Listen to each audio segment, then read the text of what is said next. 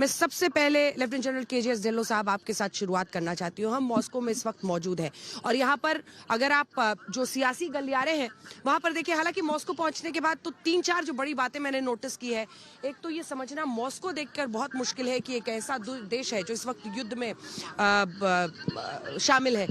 दूसरी बात, जो यहाँ की अर्थव्यवस्था है उस पर कोई दबाव या तनाव बहुत ज्यादा नहीं दिखाई देता है। और तीसरी बड़ी बात जो मैं कहना चाहती हूँ वो ये है कि आज यहाँ पर जो भारत को लेकर एक पॉजिटिव मूड दिखाई देता है उसका कोई मुकाबला नहीं है। आप नए सिरे से जान फूकने के लिए, क्योंकि लगभग 4 सालों के बाद व्लादिमीर पुतिन रूसी राष्ट्रपति भारत आ रहे हैं, प्रधानमंत्री से उनकी मुलाकात होनी है, डिफेंस डील, ऑयल, सब पर चर्चा होगी।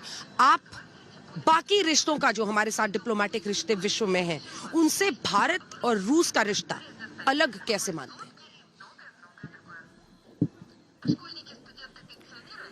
नमस्कार रंजना जी, और नमस्कार जो मेरे फेलो पैनलिस्ट हैं और आपके दर्शकों को भी। जी हाँ, रूस भारत का एक ऐतिहासिक तौर पे और एक स्ट्रेटजिक तौर पे और डिप्लोमेटिक एंड डिफेंस के तौर पे एक बहुत मजबूत और एक विश्वसनीय साथी रह चुका है और आगे रहेगा भी। और जैसे कि आप रेड स्क्वायर में खड़े हैं, मैं बहुत बार रूस में जा चुका हूँ और रशियन लोगों से बहुत बार बात कर चुका हूँ, जो उनके मिलिट्री कमांडर्स हैं, जो उनके डिफेंस प्रोडक्शन के हेड्स हैं। मैंने बहुत बार उनसे बातचीत हो चुकी है। और रूस में आपने भी ये फील किया होगा, आपके दर्शकों को बताने के लिए, रूस में भारतीयों के लिए एक खास, जिसको कहते हैं ना, वार्मथ है, जो रूसी नागरिक हैं। लेकिन मेरे को, क्योंकि मैं पगड़ी पहनता हूँ, दूर से एकदम से पहचान होती है कि मैं भारतीय हूँ। और कई बार रूस में आके लोग मिलते हैं, मेरा जूता है जापानी, ये पतलून इंग्लिस्तानी। सो वो एक हमारा इतिहास है, हमारा एक पीछे का जो हमारा, जिसको हम कह सकते हैं कि हमारा वजूद है। और डिफेंस में, क्योंकि मैं डिफेंस से आता हूँ, डिफेंस में रशिया का और उससे पहले सोवियत यूनियन का, ब्लॉक का एक बहुत बड़ा योगदान रहा है। हमारी इंडिपेंडेंस के बाद में, स्वतंत्रता के बाद में, जो हमारी तीनों सेनाएं, जो उन्होंने अपना सशक्तिकरण किया, जो उन्होंने अपने आप को मजबूत किया, और एक के बाद एक कितनी जंगें लड़ी हैं हमने पिछले 70-75 साल में, वो सब में मजबूत, जो हमारी मजबूती थी, उसमें रशिया और उससे पहले सोवियत यूनियन द्वारा सप्लाई किए गए हथियारों का एक बहुत बड़ा योगदान है। और रूस के साथ, अगेन आपके दर्शकों की जानकारी के लिए, रूस के साथ हमारे रिश्ते इतने अच्छे रहे हैं कि पहले हम बार्टर सिस्टम में भी उनसे सामान लेते रहे हैं। डॉलर में हमारा ट्रेड बहुत बाद में शुरू हुआ। और आज भी जो हमारी इन्वेंट्री है, चाहे वो एयरफोर्स की है, चाहे नेवी की है, चाहे आर्मी की है, साथ में एयर मार्शल कपूर हमारे साथ जुड़े हुए हैं, इन सब तीनों सेनाओं में जो रशियन ओरिजिन की जो इन्वेंट्री है वो बहुत अच्छी तादाद में है। हाँ, मैं ये मानता हूँ पिछले चंद सालों में उसमें थोड़ी सी कमी आई है, क्योंकि हम कॉम्पिटिटिव लेवल पे इंटरनेशनल बिड्स हम जो है ऑफर करते हैं, तो तमाम दुनिया के देश उसमें पार्टिसिपेट कर सकते हैं। ठीक है। लेकिन आज भी बहुत हद तक जो हमारी विंटेज इक्विपमेंट है, जो हमारी लेगेसी, उसमें रशिया का बहुत बड़ा हाथ है। तो उसमें मेंटेनेंस के लिए हमारे रशिया के साथ संबंध बहुत अच्छे हैं, होने चाहिए।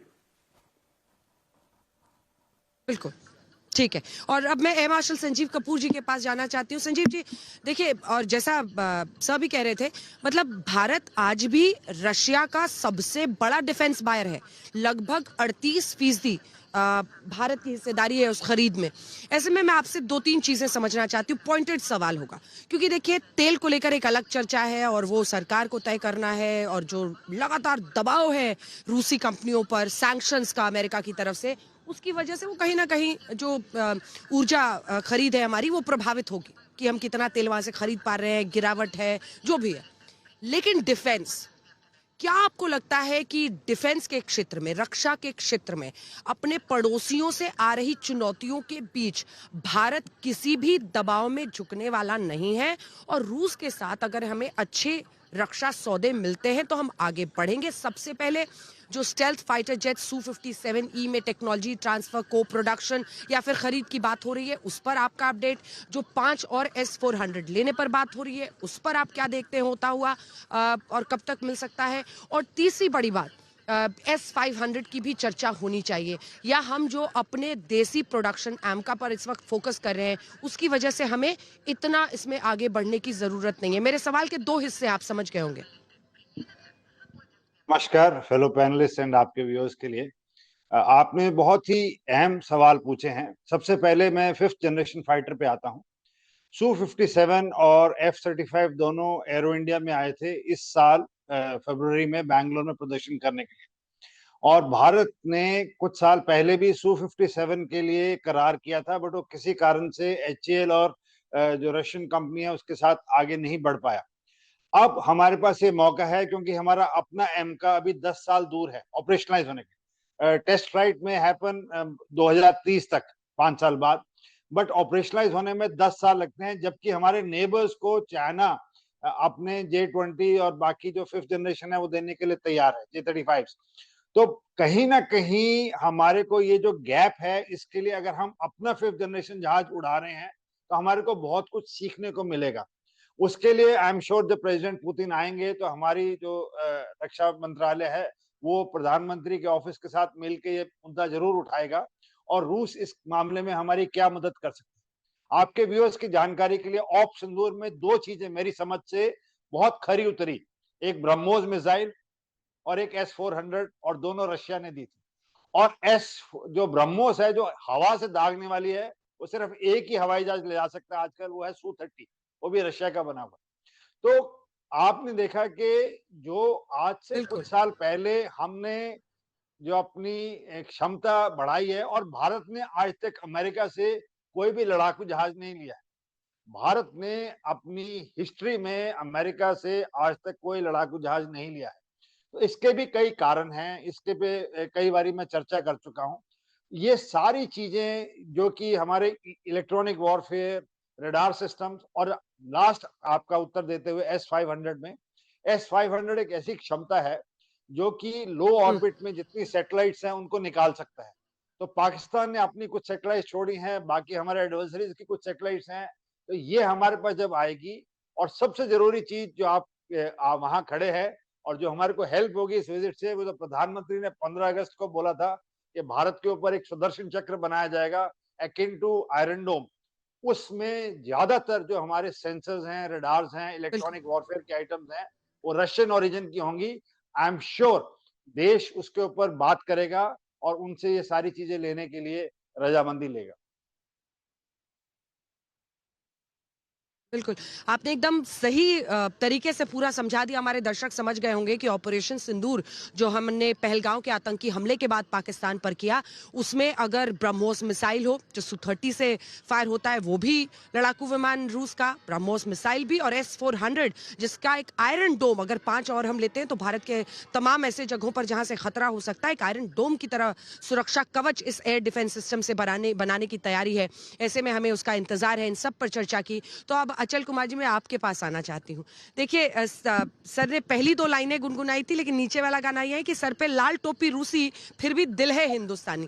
और अभी भी जब हम जा रहे हैं, कई लोग हेलो करते हैं, नमस्ते करते हैं, तो एक जो वो पुराना रिश्ता रहा है, मतलब अगर आप देखें तो शीत युद्ध से ही, कोल्ड वॉर के बाद से ही जो भारत का रशिया के साथ रिश्ता रहा है, जो कि मैं ये मानती हूँ, आप मुझे करेक्ट कीजिएगा अगर मैं गलत हूँ, रूस यूक्रेन युद्ध के बाद थोड़ा सा एक लल हमने देखा उसमें, क्योंकि जो हम एक ओवरवेलमिंग या बहुत बढ़ चढ़कर ऑप्टिक्स देखते थे, उससे पीछे हटकर अधिकारी स्तर पर हमें क्या ऊर्जा चाहिए, हमें क्या डिफेंस चाहिए, वो सब हम करते रहे, नेशन फर्स्ट की थ्योरी पर, भारत पहले की थ्योरी पर।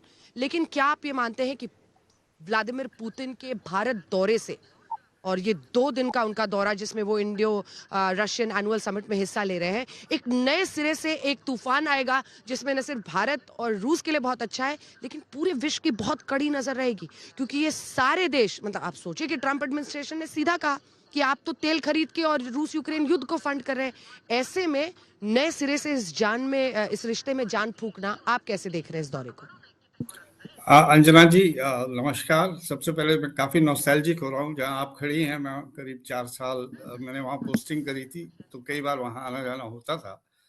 बहरहाल आपके सवाल के जो सवाल पे आते हैं, आपने पोस्ट कोल्ड वॉर की बात करी, तो डेफिनेटली रशिया के साथ जो हमारे संबंध हैं वो 2000 में उसकी नींव पड़ी थी, जब हमने स्ट्रेटेजिक पार्टनरशिप से और एनुअल समिट्स का जो हमारा एक प्रोसेस है वो शुरू हुई थी।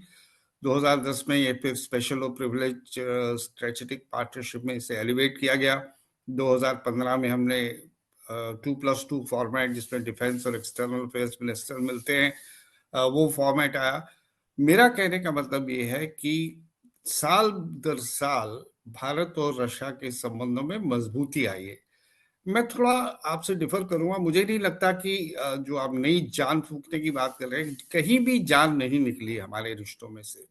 और अगर आप विदेश मंत्री जी का हमारे डॉक्टर एस जयशंकर का बयान सुना ही होगा आपने, उन्होंने कहा कि इंटरनेशनल रिलेशन जो ग्लोबल जियो पॉलिटिक्स है उस पर अगर आप नजर मारें तो दुनिया में हर देश के दूसरे देशों के साथ रिश्तों में उतार और चढ़ाव आया है, लेकिन अगर कोई कांस्टेंट फैक्टर है तो वो रशिया और इंडिया के संबंध हैं, जिसमें जो हमारा रिश्ते हैं बहुत ही स्टेबल हैं, बहुत ही स्ट्रांग हैं और हर आने वाले साल के साथ आगे बढ़े। डेफिनेटली रशिया यूक्रेन वॉर के बाद इस वॉर का जो है साया हमारे ऊपर पड़ा है, हमारे लिए एक टेस्ट है।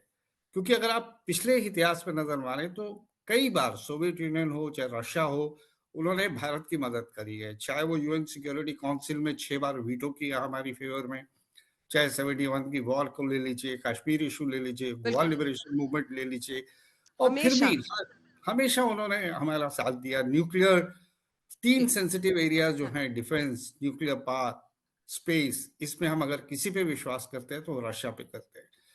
अब जो ये साया है ये हमारे लिए टेस्टिंग टाइम था, और मैं तो यहां तक कहता हूं कि ये टाइम हमारे लिए है कि अब हमें पे बैक करना है रशिया को, कि आपने जो आप हमारे साथ खड़े थे, अब हम आपके साथ खड़े हैं, और वो हमने खड़े होकर दिखा दिया है।